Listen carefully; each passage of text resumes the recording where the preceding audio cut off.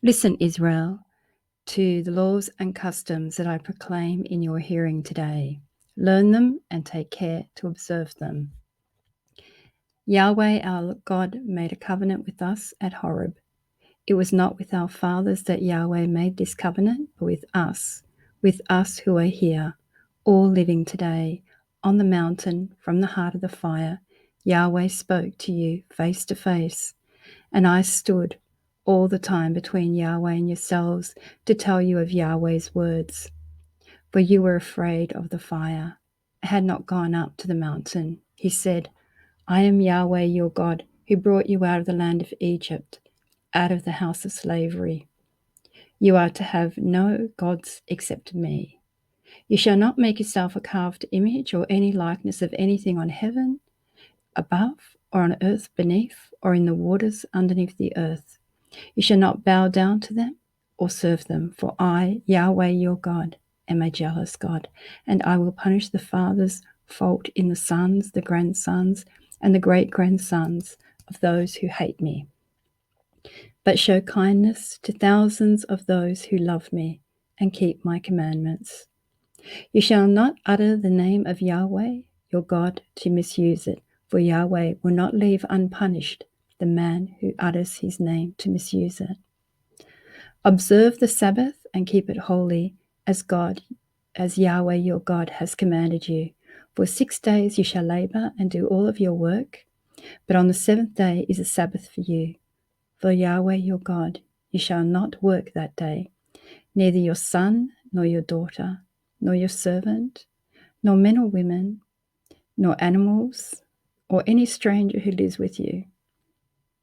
Not an employee, a servant, a man or a woman they shall all rest as you do.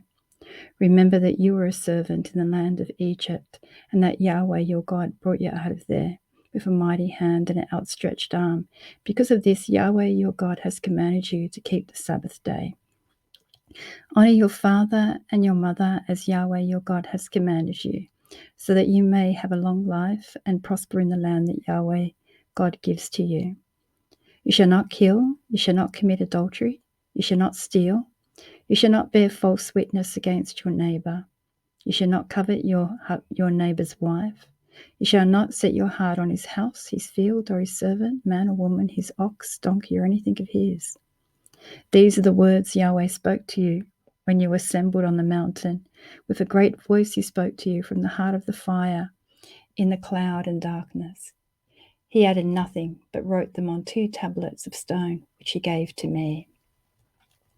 Now when you have heard his voice, coming out of the darkness, with the mountain set on fire, you came to me, all of you. See how Yahweh our God has shown us his glory and his greatness, and we have heard his voice in the middle of the fire. Today we have seen God speak with man and still live. Why should we die now when this great fire is ready to devour us, when we will surely perish if we hear the voice of Yahweh for a second time? For what creature of flesh could possibly live after hearing what we have heard? The voice of the living God speaking from the heart of the fire.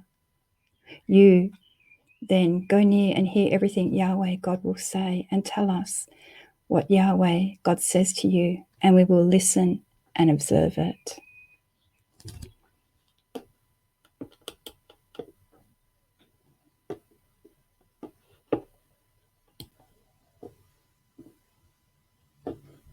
Yahweh heard the words that you spoke to me, and he said to me, I have heard this people's words. All they have spoken is well said. If only their heart were always so, set on the fear of me and of keeping my commandments, so that they and their children may prosper forever. Go and say to them, return to your tents, but you will stand here by me, and I shall tell you all the commandments, the laws, and the customs that you must teach them, which they must observe in the land that I'm giving them for their possession.